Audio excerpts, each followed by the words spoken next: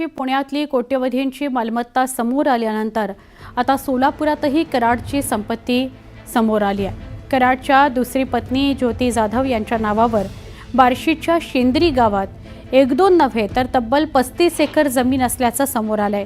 सामाजिक कार्यकर्ते अंजली दमानिया यांनी या संदर्भात आरोप करत पुरावे ट्विट केलेत।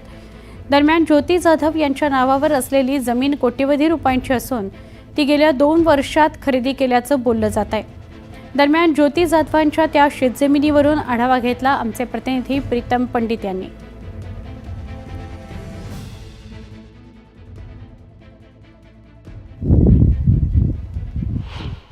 बीड येथील प्रकरणातील मुख्य आरोपी असणारे वाल्मी कराड याची दुसरी पत्नी ज्योती मंगल जाधव यांनी जी सोलापूर जिल्ह्यातील बार्शी तालुक्यातील जी शेंद्री या गावात जी जमीन खरेदी केलेली आहे त्या जमिनीवर सध्या आपण पाहायला गेलं तर या जमिनीवर आहोत।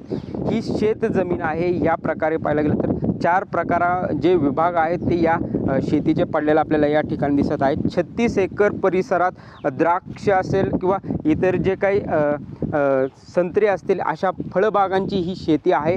आलिशान पद्धतीने ही शेतीची आहे देखरेख केलेली आपल्याला या ठिकाणी दिसत आहे।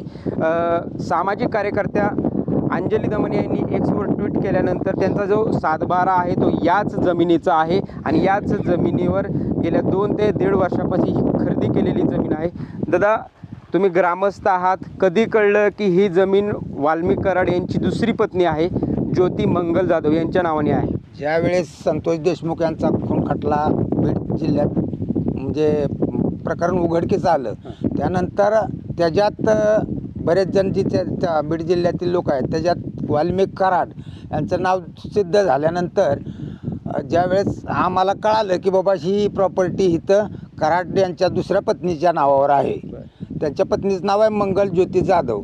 त्यांच्यामार्फत ती कसली जाते इथं त्यांचे बंधुराज सर जाधव सर म्हणून एक त्यांचे बंधुराज आहेत ज्योती मंगल जाधवचे यांचे, त्यांच्यामार्फत इथली सगळी पूर्ण देखरेख आहे। आणि ही प्रॉपर्टी पाठीमागील शेतकरी बर्डे शहाजी बर्डे यांच्याकडून ही खरेदी झालेली आहे। कारण शहाजी बर्डे हे कृषी अधिकारीच बीड जिल्ह्यातच असावेत कुठंतरी, त्यांच्याकडून हा व्यवहार झाला असावा आणि ज्योती मंगल जाधव यांच्या बंधुराजामार्फत सध्या ही व्यवस्था बघितल्या जाते।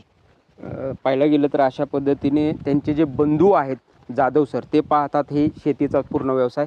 दादा, गावात एवढी मोठी खरेदी होते, ग्रामस्थांना हे कळत नाही, एवढा मोठा पैसा कोट्यवधी रुपयांची प्रॉपर्टी घेतली जाते, कशा पद्धतीने बघताय? एकतर मी त्या घटनेचा निषेध करतो आणि ही प्रॉपर्टी आम्हाला गावात असून आम्हाला माहिती नव्हती कशा प्रकारे खरेदी केलेलं आहे। कारण ज्यावेळेस ही प्रकरण उघडकीस आलं त्यावेळेस आम्हाला समजलं, ज्यावेळेस डिजिटल उतार आमच्या गावात शेअर व्हायला लागला व्हॉट्सअप ग्रुपला त्यावेळेस समजलं आम्हाला, त्याच्या अगोदर काय माहिती नव्हतं। बरं, किती एकरचा एरिया आहे, त्यात काय काय लावलेलं आहे, काय अशी माहिती आहे का तुम्हाला? नाही, मी फर्स्ट टाइम आलेलो आहे इथं, मला काय याच्यामधलं माहिती नाही। बरं, पण एक 35-36 एकराचा ही उतार आहे असं त्या ऑनलाईन डिजिटलमध्ये दिसतंय। त्यामध्ये करोडो रुपयांची प्रॉपर्टी दिसते आहे, कुठून पैसे येतात एवढे? काय राजकारणातून सत्तेतून राजकारण आणि ह्याच्यामुळेच एखाद्याचं मर्डर करणेपर्यंत एवढेपर्यंत गोष्टी जातात।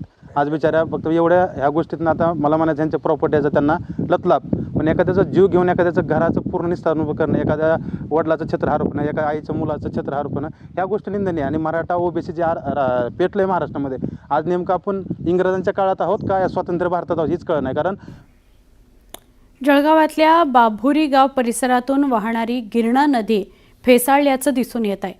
नदी पात्रात शहरातील या सगळ्या बातम्या आपण सविस्तरपणे बघूया, पण त्याआधी एक छोटासा ब्रेक। पहा फक्त न्यूज 18 लोकमत।